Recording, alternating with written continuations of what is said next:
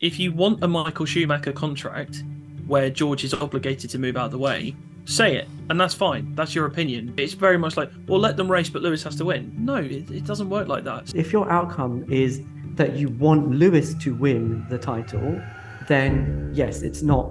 Then yes, it makes it a bit more difficult for Lewis to win the title. But if it's, as Mercedes are going to view it, we want one of our drivers to win a title, then it's a slightly.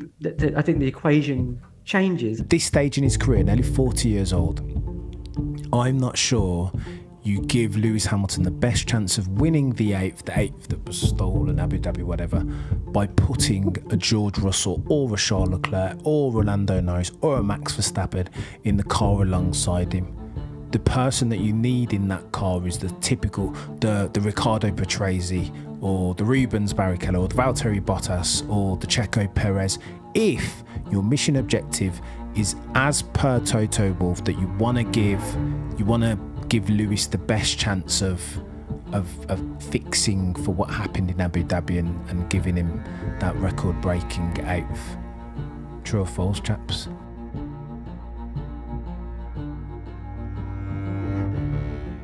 Hello and welcome to another episode of the Shakedown. With me, as always, my co-hosts Baxty B and Shezinho. How are we doing, chaps? Doing good, mate. Yep. You know what? Good day. You know what? Good day, Shez. What are you doing? It doesn't. No, I can't even do it. The timing was off this time, wasn't it? How are we doing, Shez? From lovely, sunny Australia, Melbourne. I'm sure it will be sunny pretty soon. So early in the morning, dedication. This is almost as dedicated as you were when you joined in Scrubs that time, Shez. Do you remember that? Oh yeah. Chaos. Not today though.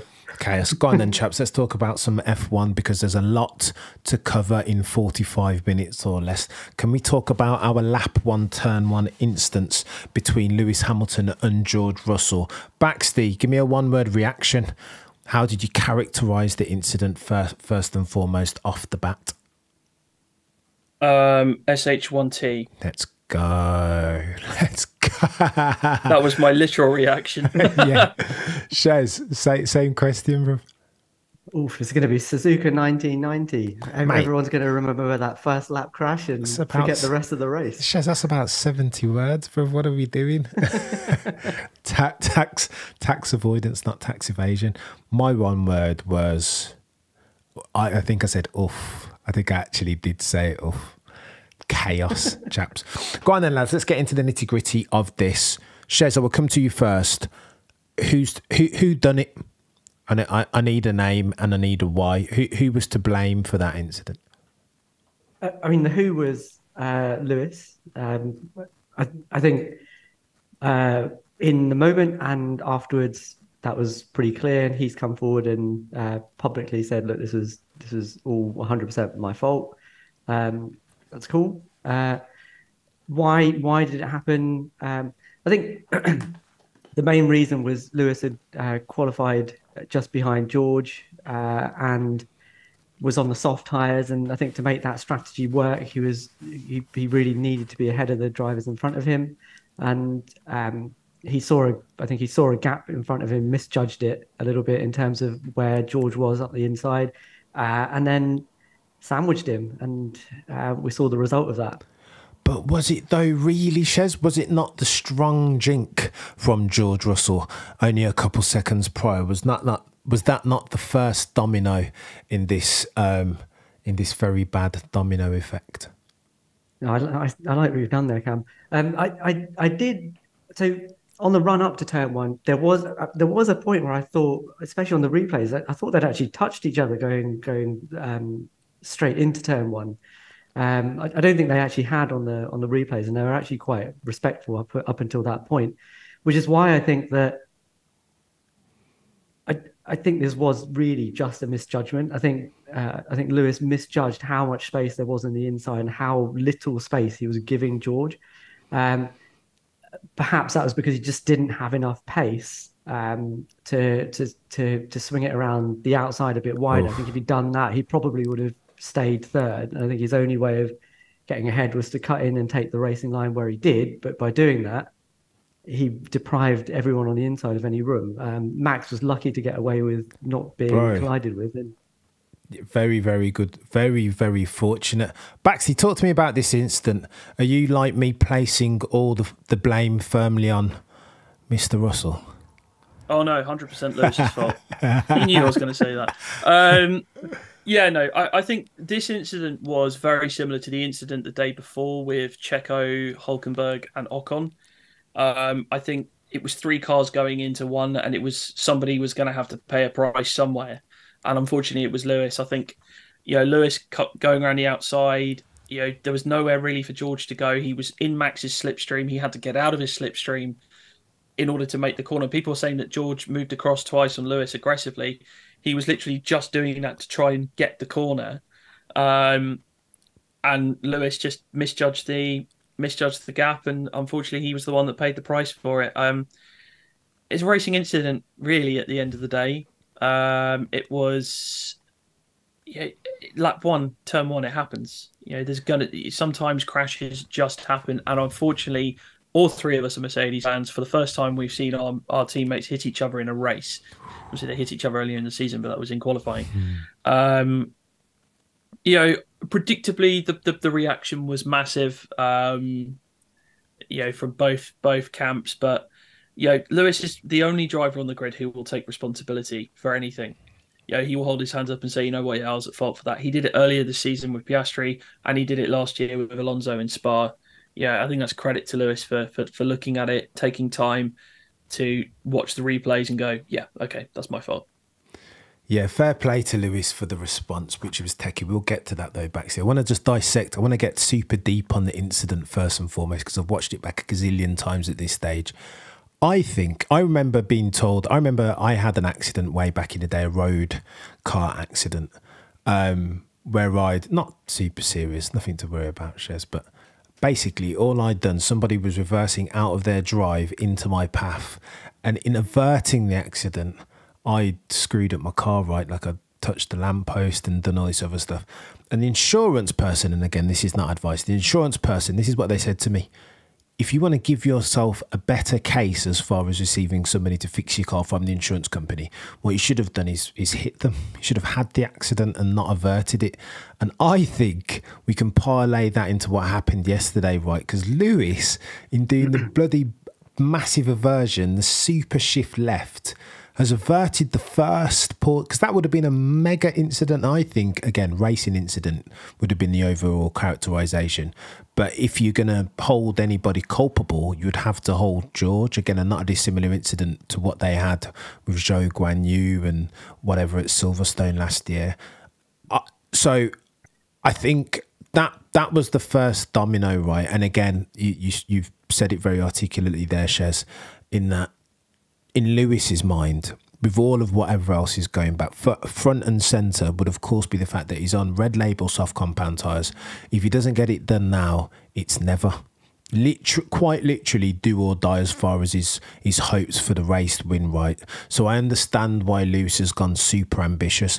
But sadly for Lewis Hamilton, the miscalculation is born of the fact that he doesn't know Max Verstappen is to the right of George Russell, right?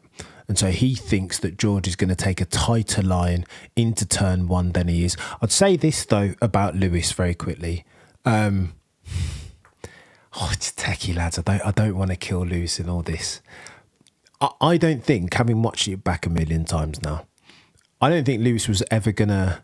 He wasn't going to make... I don't think... Just because of the way the turn is, it's like a proper 180 turn, right?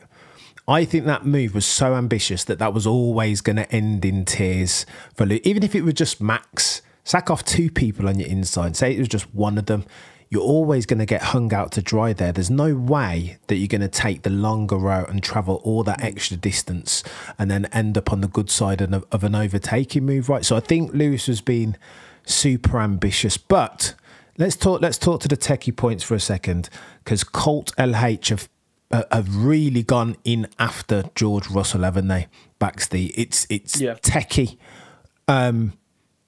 What do you say to those who say it was entirely George Russell's fault. He has brought this weird competitive chemistry, and he's never going to seed, and he's a killer in the overtake and a moth to a flame. He'll always go for a gap.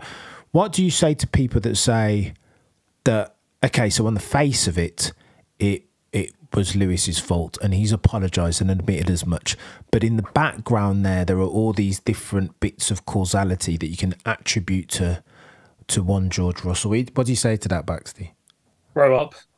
Actually, just look at it normally. Like, you know, we're in the business of racing. 2 racing drivers had an accident. We've seen it hundreds of times in our F1 watching careers.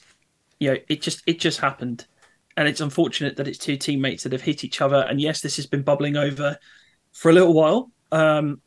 Sorry, but honestly, I think you got to take a look at it and say it was just that. It was a racing accident.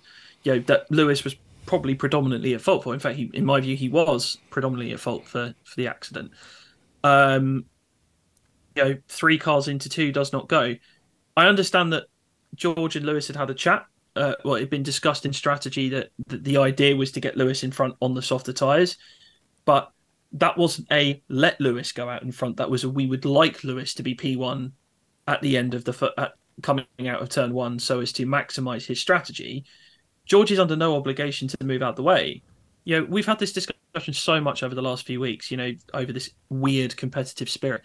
As I said before, if you want a Michael Schumacher contract where George is obligated to move out the way, say it, and that's fine. That's your opinion. But don't be like, oh, well, we want a doormat teammate, but at the same time, you know, we want, you know, we respect Mercedes for their let them race. As long as, you know, it's very much like, well, let them race, but Lewis has to win. No, it doesn't work like that. Sometimes George is going to beat Lewis.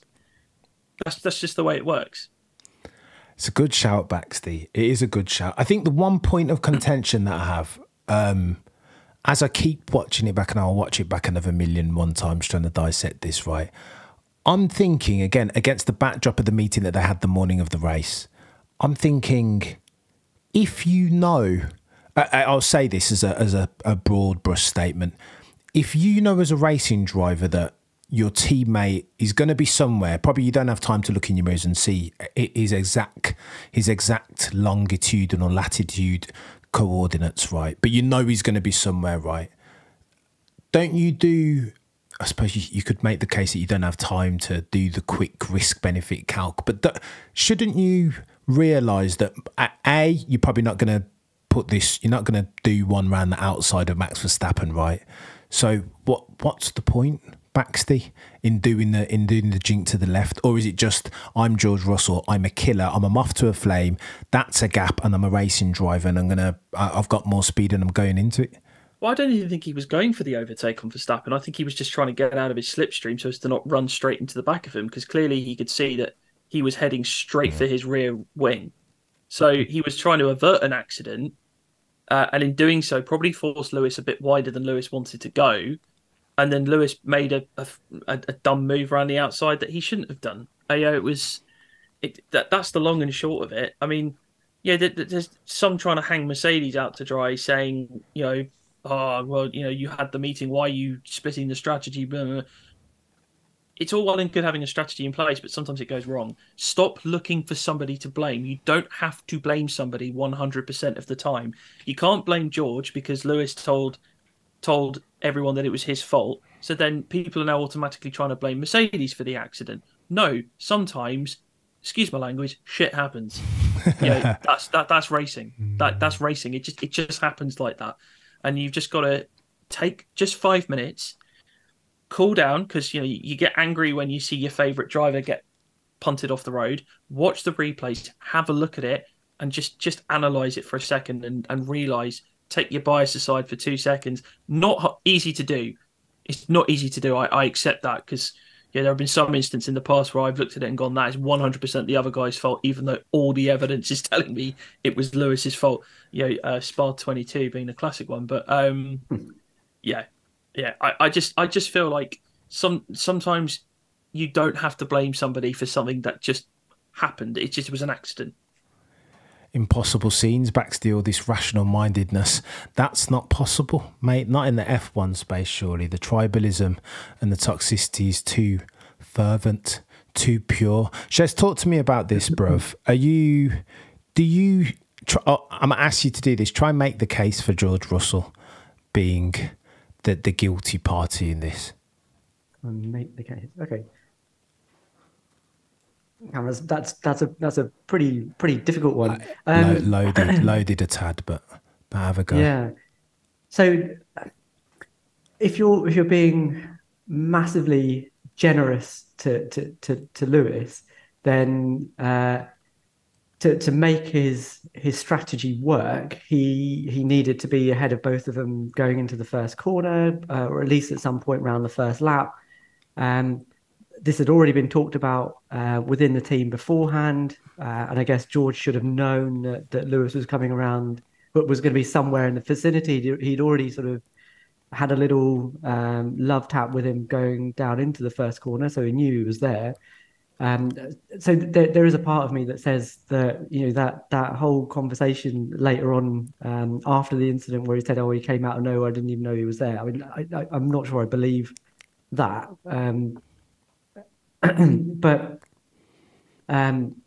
But he had two choices, I guess.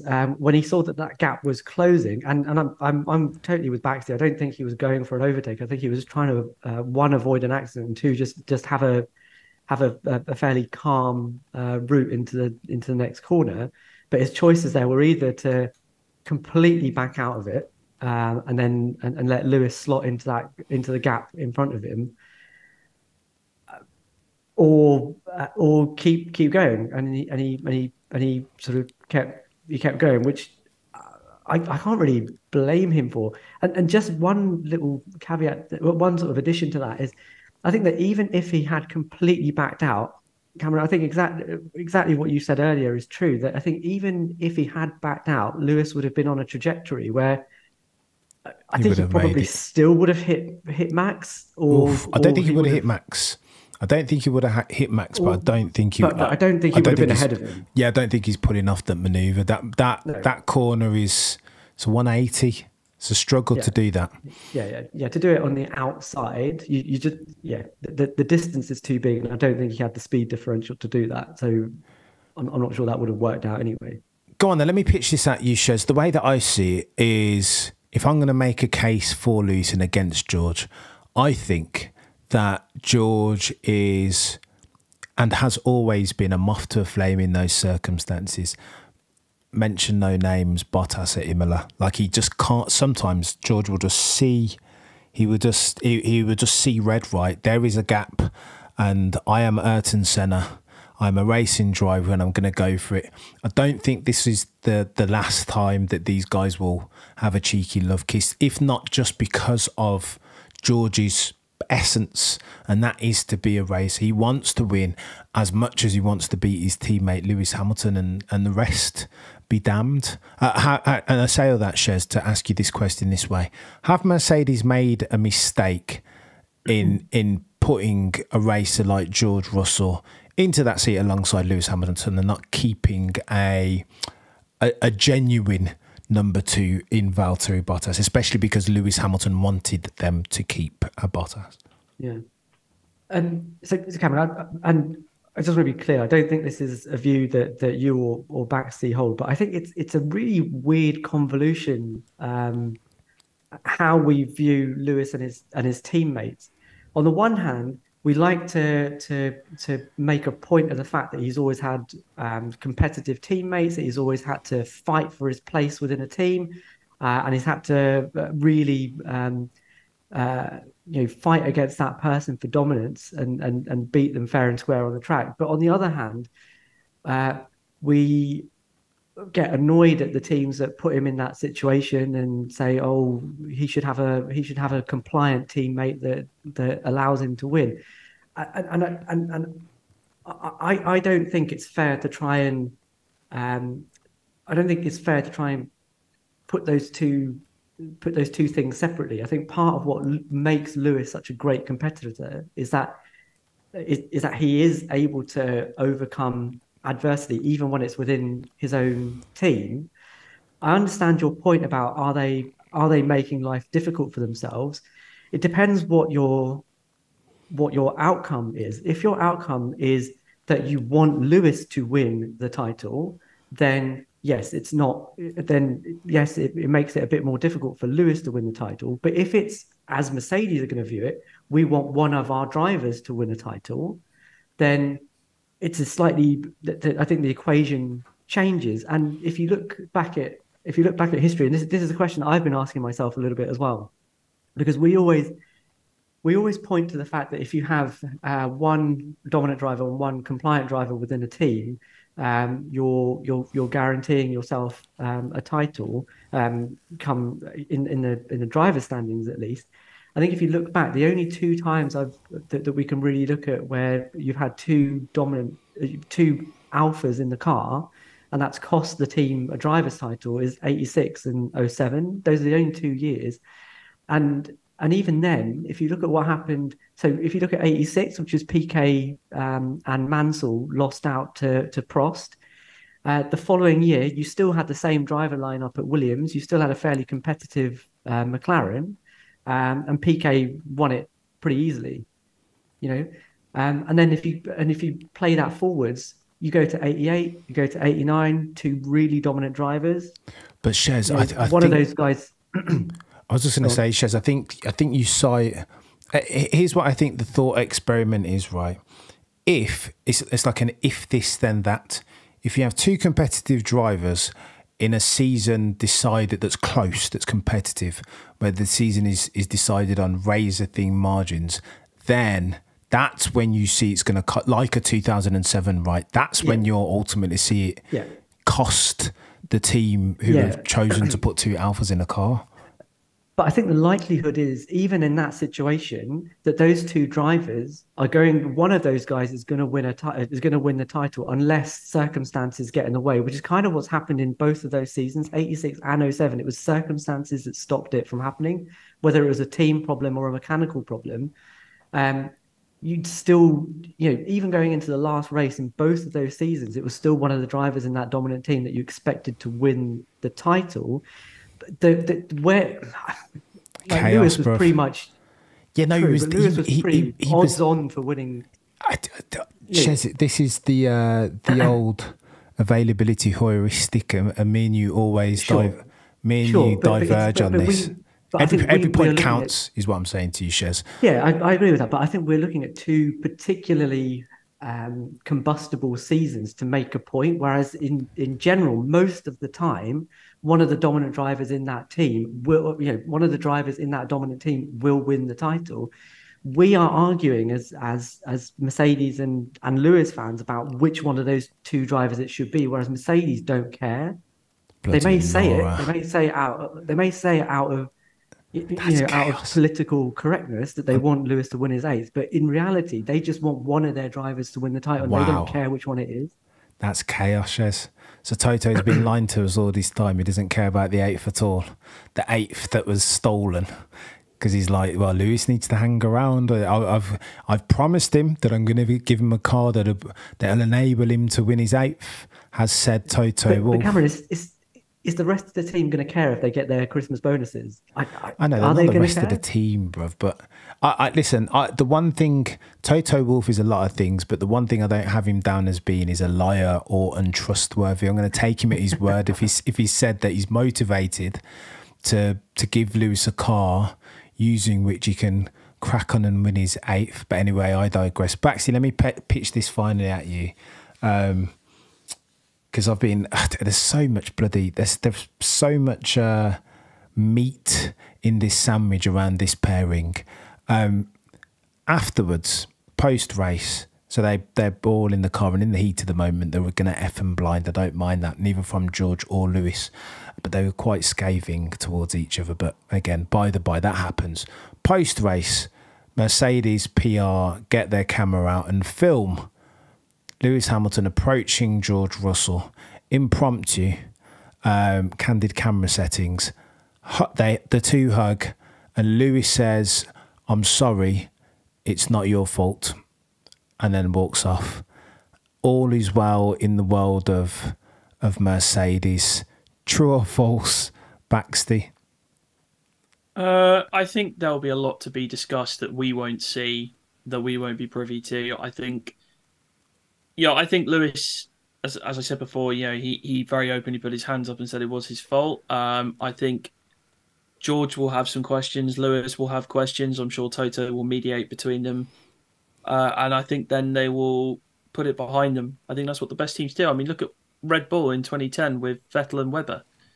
They had that collision in Turkey, and it took quite a big amount of work to get them to get back on track. But after that clash, you had probably the worst PR I've ever seen, with the two of them kind of going like in the picture. But yeah, I think that both of them will mark the cards of the other and go, okay, we've had the clash now. Let's see how we respond from that. And if things continue the way they're going, then we might see an implosion. But if this is just a one-off racing incident, which I think it is, I think they'll be in a better position. Baxty, I respectfully say I disagree. No way in hell is this a one-off. These two are going to have... There will be a very many like this. Absolutely, 100%. The probability just leans that way. And lastly on this, chaps, before we talk about something else, Shez, you made a couple of points here about Lewis's competitor in that team. And I think this is where it gets techie, because time has evolved Lewis Hamilton. I was doing some research for a video that I made the other day in 2007. Lewis Hamilton in 2007 was an absolute force of nature. There was no stopping this dude. The levels of aggression, crazy, but with that came an uncanny level of precision. Anyone else does those moves and they lose a front wing or get a puncture, and Lewis was just nailing them race after race. Adelaide, like all of them, he was doing these crazy manoeuvres on the best drivers on the grid, and there was no downside because he had this level of precision.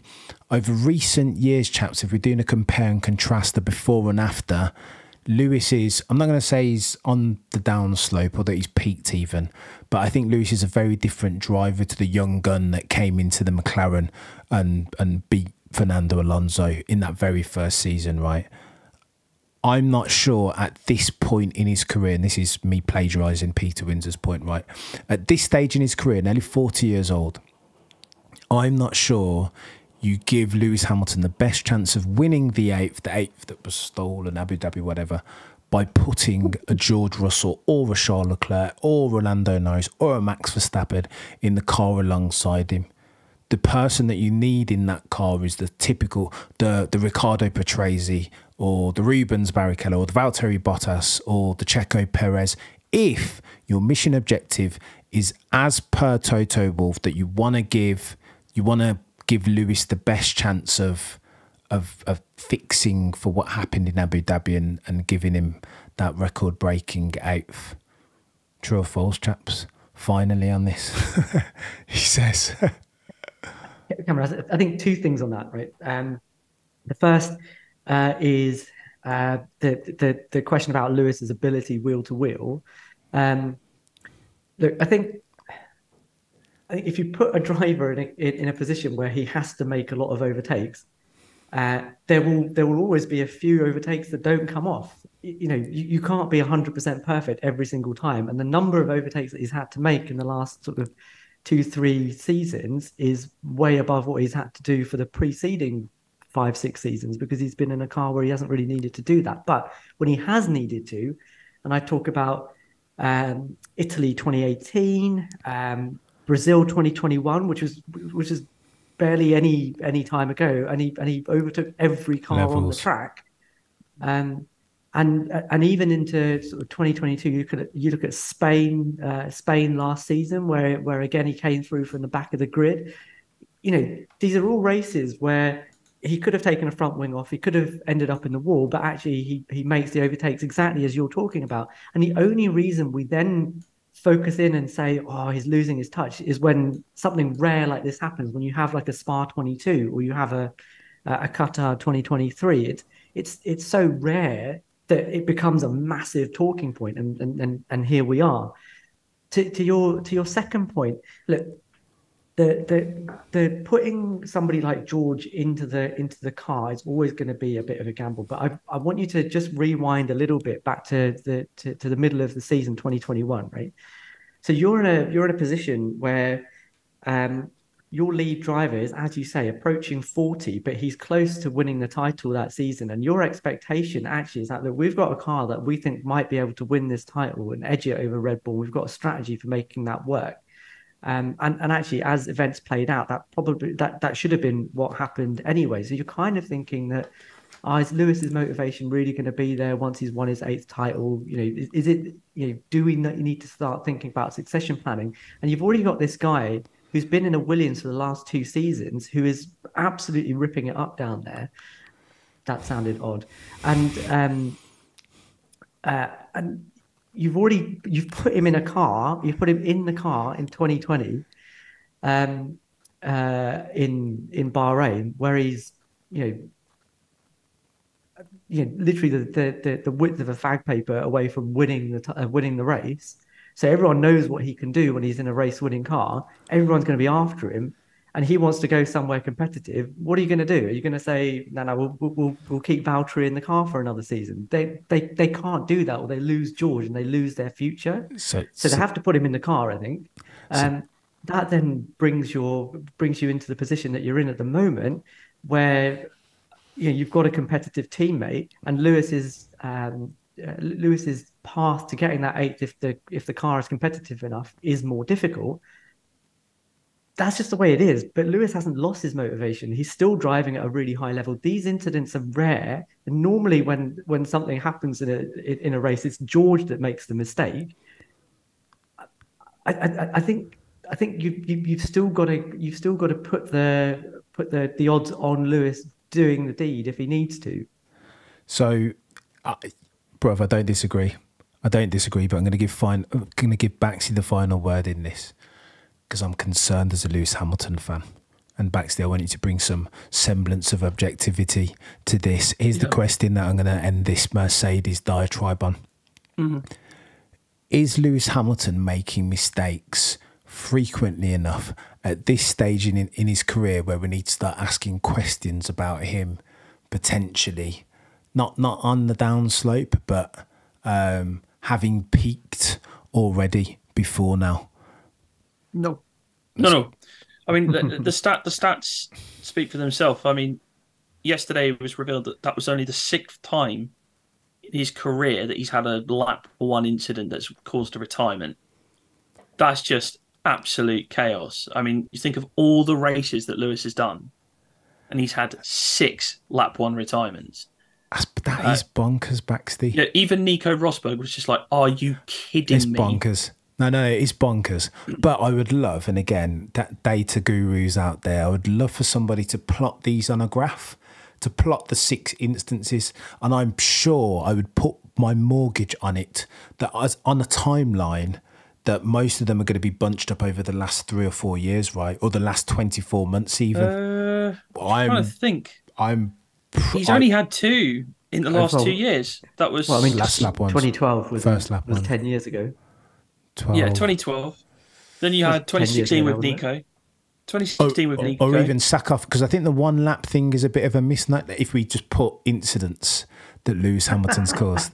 The true or false though, Shez? The first lap thing, yeah, cool, whatever. But if we're talking about incidents that you would blame Lewis Hamilton for, mapped them on a chart across the timeline that is his career, I am sure that you will see it will be bunched up towards the last couple of years. But he doesn't make that many mistakes. He doesn't make many, but he's made a few. Look over. Go on then. Let's do it.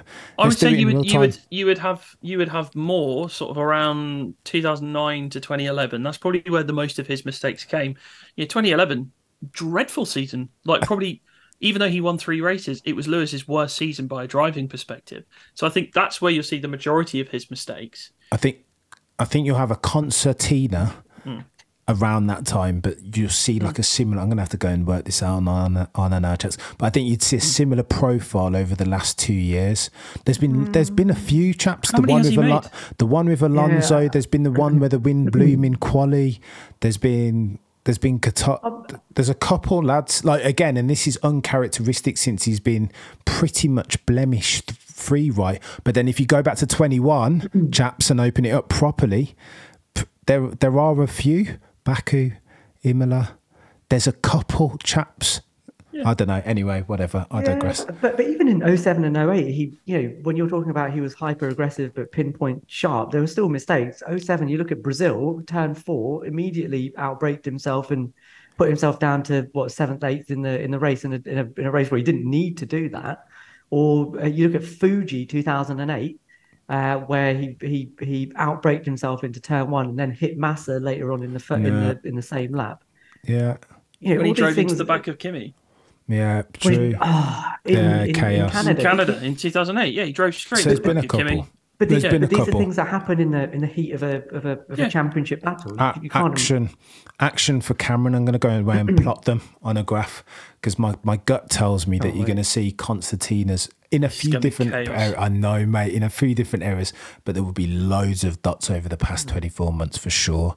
I am certain of that. Go on, let's talk about McLaren, chaps, and I will set the table with this. We've talked about pit stops quite a lot over the past few weeks, but with Mercedes down the lens, I have doubted for the longest time that McLaren, per your assertion, Baxty, that McLaren could take this battle, this fight to Red Bull over the next year or so. When I saw that world record pit stop, the 1.80, I was like, holy smoke, these guys take this seriously, right, Baxty? These guys aren't coming to play anymore. Oh, they're cooking. They're absolutely cooking. I mean, yeah, I think they actually would have had a really good chance of winning the race yesterday had they not made mistakes in Friday's qualifying with track limits. We saw the pace they had in the sprint race with Lando and Oscar. And I think the way that they managed their races in particular was strong. Oscar with every race is just proving that he's going to be the real deal. I think the best rookie to come into the sport since Lewis, but when he's not having a rookie season that good. But I think he's definitely the best rookie since having the best rookie season since Lewis, let's put it that way. And Lando's just solid. So solid. And I think he felt he should have won both the sprint race and the Grand Prix, but I like that it's going to make him hungrier to go out there and eventually get that win. Lando Norris will win at least one Grand Prix before his career is over. I'm certain of that. Oh, mate, and the rest. The championship, maybe. Go on, talk to me about your guy, Oscar Piastri, Shez. Do your little victory tour on how you saw it come in. And I won't, but it was good, wasn't it? It's quite fun to see sort of a new talent come through and really start to show what they can do.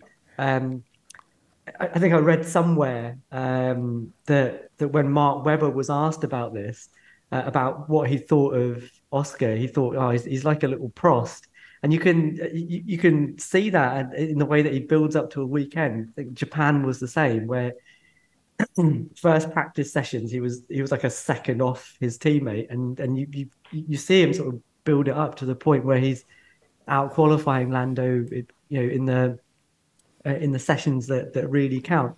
And I really love the way that he builds up his weekend, gets his eye in, and it's kind of like you don't see it coming. But what was nice to see about the race this time was you could see the progression race to race in terms of his education this season. We criticized him for not having good tire management in Suzuka. And in this race, I'm not saying he solved it. But you could see that there was a step progression in the way that he understood how to manage the tires, and that allowed him to win the sprint race, and it allowed him to stay in position in the actual race. So it's really nice to see that. And as Baxty says, I think it can do nothing more than to really push Lando along to go, right, okay, I need to up my game. Question to the chair though. Do McLaren have the same issue that you think that Mercedes do? Oh, as far as absolutely. So Oh, so they're in a unique position as far as their driver pairing, as I understand it, right? As far as Lando and I'm not going to say they're the best pairing on the grid, but both drivers are uniquely self-critical. Like, whereas you can criticise the likes of, let's say, Carlos Sainz potentially for not being... Well, Carlos is probably a better... Charles probably a brilliant example. I don't think he's as introspective.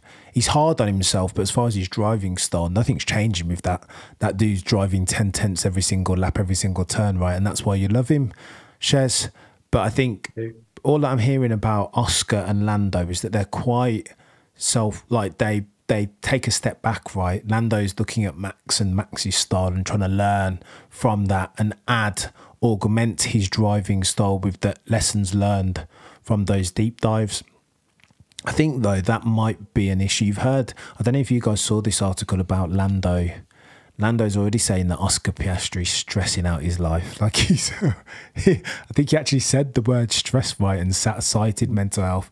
I mean, you haven't seen anything yet, Lando. It's not even, you know what I mean? You've got a whiff of the tidal wave that's coming in Oscar Piastri. So I think, to your point, I reckon they'll come to, I think because of Oscar in particular, how stoic he is as a driver and Prost-like, I think it will be less... They'll come together less frequently than will George and Lewis, just because of their nature, right? But yeah, mate, if you have two alphas in a single team, then that train is never late, Baxty, surely. Yeah, I just want to say one thing. I think Lando's call for team orders yesterday was a little suspect. Oh, yeah, they were worrying about George behind, which they really shouldn't have needed to have done because George was a long way off the pace on those softs. But yeah, Lando was saying I'm quicker, and he was 2 seconds behind and wasn't closing the gap, and only closed the gap right towards the end, by which point it was too late.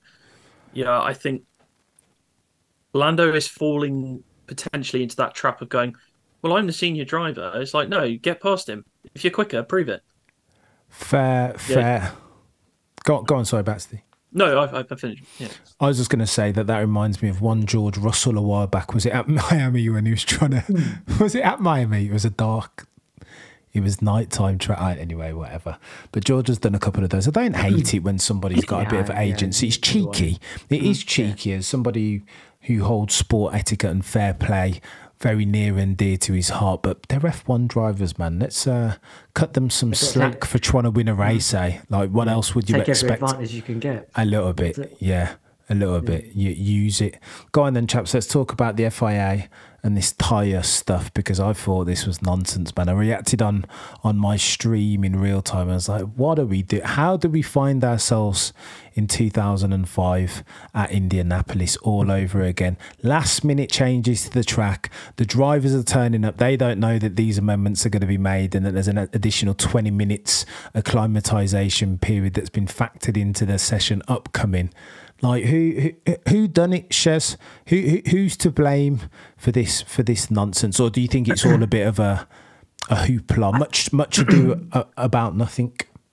I think it's just circumstance, isn't it? Pirelli have got a difficult job in that they have to build tyres for cars that have got ever increasing levels of downforce, and they have to build these tyres to withstand the rigors of 23 different tracks around the world, all with their own differing characteristics. And the Qatar officials had put a new set of curbing in as well, which was particularly harsh to these tires. That's something that Pirelli couldn't do anything about, didn't know about until they got there. And then the amount of testing they can do, which is nothing, is really only to develop those tires, not to mitigate for particular circumstances.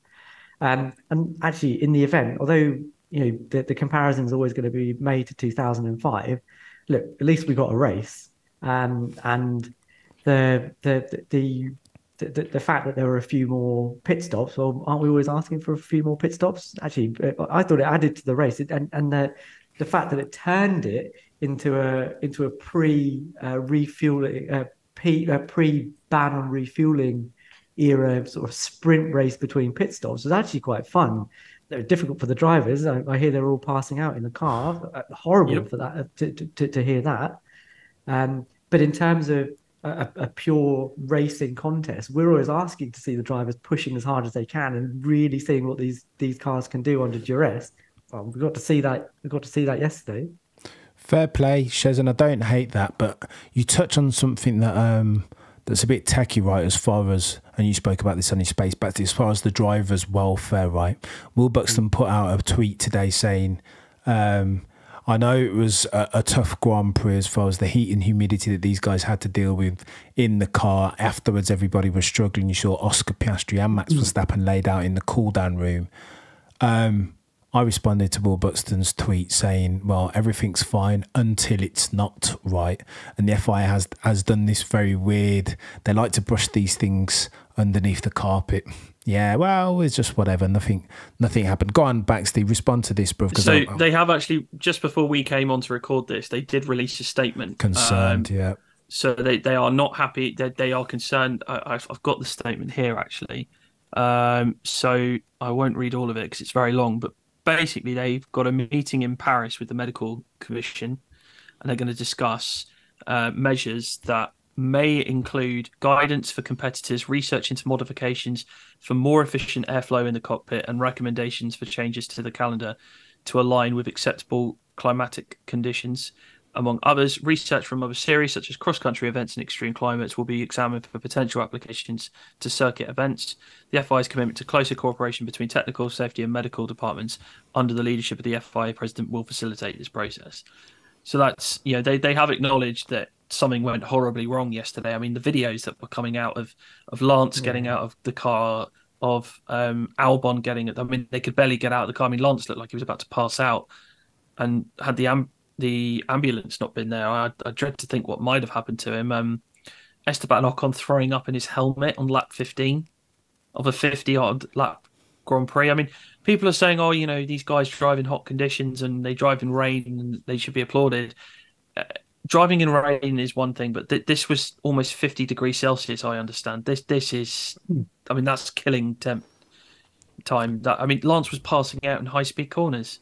It's a miracle he kept the car on the track. Horrendous situation. Yeah, absolutely bonkers. Horrendous. And the FIA, I'm glad, are taking it seriously. And they need to, and I hope the GPDA are on them about this, because the scenes we saw yesterday was unacceptable.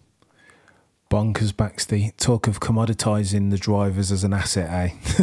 pushing them literally to within an inch of their lives, as if F1 isn't already very dangerous. As we round third base on this, chaps, something else happened yesterday that was quite noteworthy, or on Saturday even, and that was that we crowned Max Verstappen as a three-time world champion. I mean, did anybody even care? Yeah, just a tad. Baxter, I'll come to you on this first, because I've been trying to contextualise what we've seen from the Dutchman over the course of this season, which sadly Sky Sports tried to talk about it, but nobody was really paying attention. How good has this chap been this year? And what's the memory most vivid as far as Max when he's in flow state from 2023, Baxty? Oh, there's a few, isn't there? I mean, he's been unbelievable this year. I think he's taken his game to another level, and he's, I said at the end of last year, we don't actually know where Max's peak is.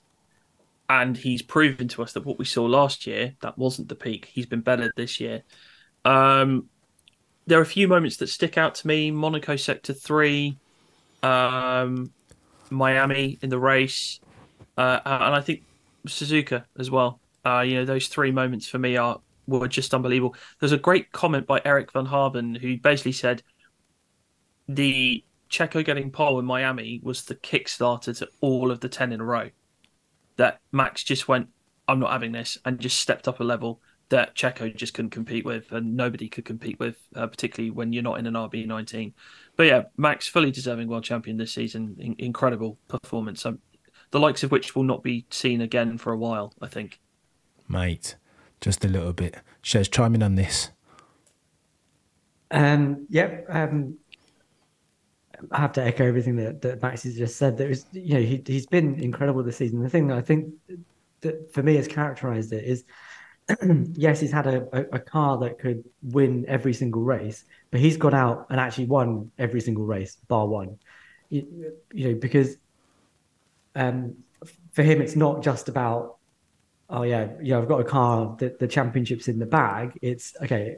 I want to take every single opportunity to maximize every single result and not stand on my laurels. When you look back at the seasons where a driver has had a dominant car, and I think that the one that comes to mind is 1993 when Prost had the FW15C.